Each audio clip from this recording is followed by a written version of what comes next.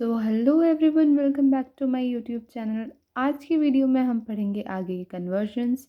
जैसा कि last video में हमने पढ़ा था, हमारे सारे के सारे कन्वर्जन्स जिसमें हम लोग डेसिमल नंबर सिस्टम से बाइनरी नंबर सिस्टम में कन्वर्जन्स सीखे थे। फिर हमने लास्ट वीडियो में ये भी सीखा था कि हम डेसिमल से ऑक्टल में कैसे कन्वर्जन करते हैं और डेसिमल से हेक्साडेसिमल में कैसे कन्वर्जन करते हैं। तो ये आज नेक्स्ट पार्ट है उसी वीडियो का, जिसमें हम लोग बाकी सारे नंबर सिस्टम्स को डेसिमल नंबर सिस्टम में कैसे कन्वर्ट करना है ये सीखेंगे।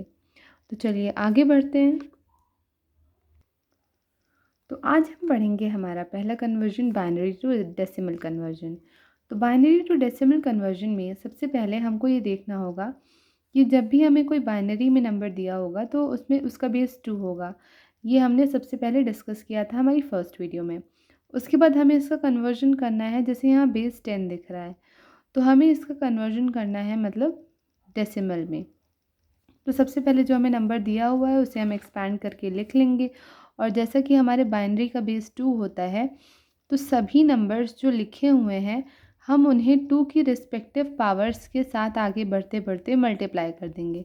जैसे हमारा यहाँ पहला नंबर 0 है तो हमने 2 की पावर 0 से 0 को मल्टीप्लाई किया है। अगर यही यहाँ पर ये नंबर 1 होता तो हम यहाँ पे 2 टू द पावर 0 को 1 से मल्टीप्लाई करते। सिमिलरली हमारा नेक्स्ट स्टेप होगा और ये सारी रिस्पेक्टिव पावर्स को लिखकर हम इन सबको ऐड करेंगे तो हमें हमारा मेन आंसर जो कि डेसिमल कन्वर्जन में होगा वो मिल जाएगा। तो हमारे पास यहाँ पर हम आगे बढ़े तो 2 टू द पावर 1 हो गया और यहाँ 0 लिखा है तो हमने इसे 0 से मल्टीप्लाई कर दिया। सेम यहाँ 0 है तो यहाँ पर 2 to the power 2 into 0। Similarly यहाँ 2 to the power 3 multiplied by 0। आगे बढ़े तो 2 to the power 4 multiplied by 0 और उसके आगे हम बढ़े तो यहाँ 2 टू द पावर 5 पे हम पहुँचे और ये हमारा 1 हो गया। इसके आगे कोई नंबर नहीं है तो हम यहाँ रुक जाएंगे और इन्हीं सभी नंबर्स को हम इवेलुएट करेंगे। तो जैसे यहाँ पर सब में 0 से मल्टीप्लिकेशन है तो वो तो कंसिडर किया नहीं जाएगा टर्म, क्योंकि ये सारे 0 हो जाएंगे। तो हमारे पास सिर्फ आंसर में एक ही टर्म आएगा 2 to the power 5 multiplied by 1। तो इसको हम लोग 2 को 5 टाइम्स मल्टीप्लाई करेंगे तो हमारा 32 आता है। तो हमारा वही 32 बाइनरी टू डेसिमल कन्वर्जन में हमारा आंसर आ गया। तो आइए अब हम एक एग्जाम्पल से बाइनरी टू डेसिमल कन्वर्जन को एक बार और क्लियर कर लेते हैं। तो इससे हमें एक और क्लियर अंडरस्टैंडिंग हो जाएगी कि हमें इसमें आगे कैसे करने हैं स्टेप्स।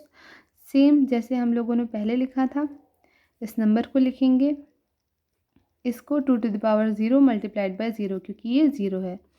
फिर प्लस का साइन, यहाँ पर आगे बढ़े तो 2 की पावर 1 बन जाएगी। एक एक पावर आगे बढ़ती जा रही है। 0 है तो 0 से मल्टीप्लाई कर दिया। यहाँ पर क्या होगा 2 टू द पावर, यहाँ 1 था तो एक आगे बढ़ा 2 और यहाँ पर हमें 1 दिया गया है तो 1 से मल्टीप्लाई किया जाएगा। सेम 2 की पावर 3 आगे से एक बढ़ी और यहाँ 0 है तो 0 से मल्टीप्लाई कर देंगे। यहाँ पर 2 की पावर 4 मल्टीप्लाइड बाय 1। अब हम इन सभी को कैलकुलेट करेंगे। 2 की पावर 4 16 होगा। यहाँ पर ये 0 है तो इसका कोई मतलब नहीं है 0 से मल्टीप्लाई है। ये 2 की पावर 4 2 की पावर 2 है तो यहाँ 4 आ जाएगा।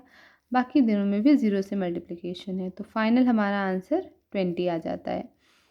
तो हमें इस नंबर का जो हमें दिया गया था बाइनरी नंबर, इसका हमें ऑक्टल कन्वर्जन 20 मिला है। अब हम अपने नेक्स्ट कन्वर्जन पे आते हैं जो कि ऑक्टल टू डेसिमल है।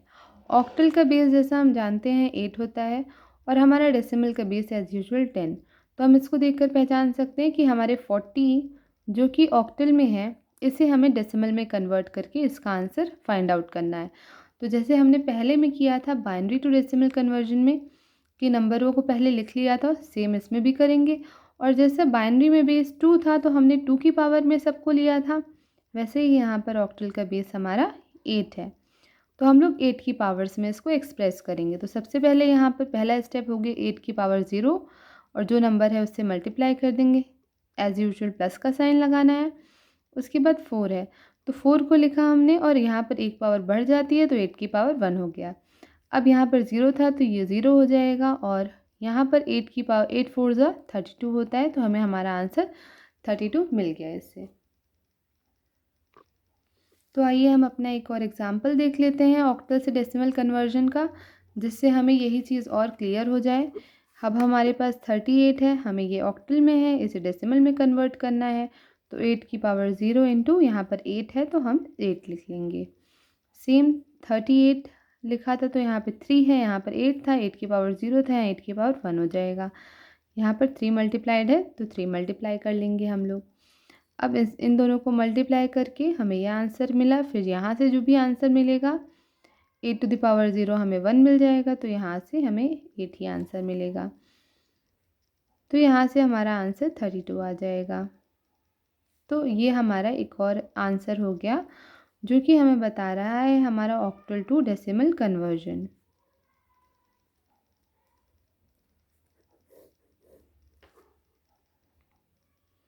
अब हम आ चुके हैं इस वीडियो के लास्ट पार्ट में, जिसमें हम पढ़ेंगे हेक्साडेसिमल टू डेसिमल कन्वर्जन। इसमें भी सेम हमें हेक्साडेसिमल में एक नंबर दे रखा होगा, हमें इसे डेसिमल में कन्वर्ट करना होगा।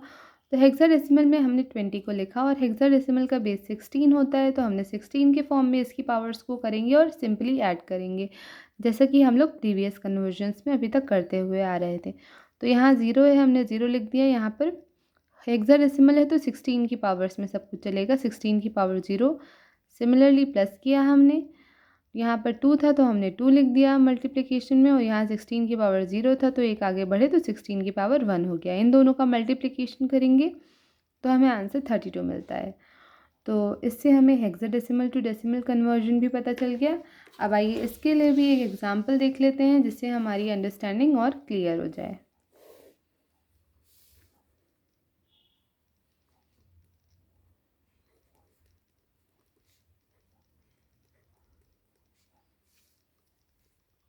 तो 3 लिखेंगे और ई लिखेंगे।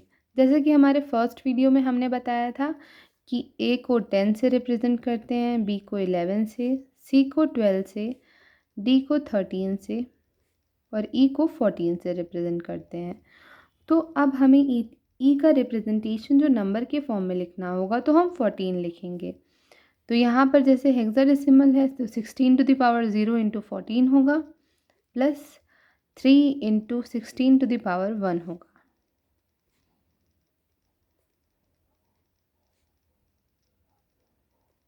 हम दोनों को ऐड कर देंगे,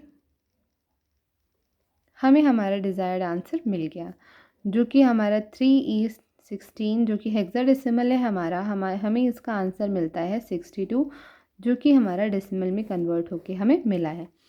तो इस तरह से आज की वीडियो होती है कंप्लीट, और मुझे पूरा होप है कि आपको सब कुछ अच्छे से समझ में आया होगा।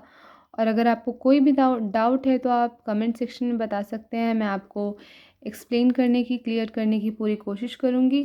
और अगर आप चाहते हैं कि मैं किसी और टॉपिक्स पे वीडियो बनाऊँ तो आप वो भी कमेंट कर सकते हैं। थैंक यू, आज के लिए इतना ही। Till then stay tuned and keep studying. Thank you.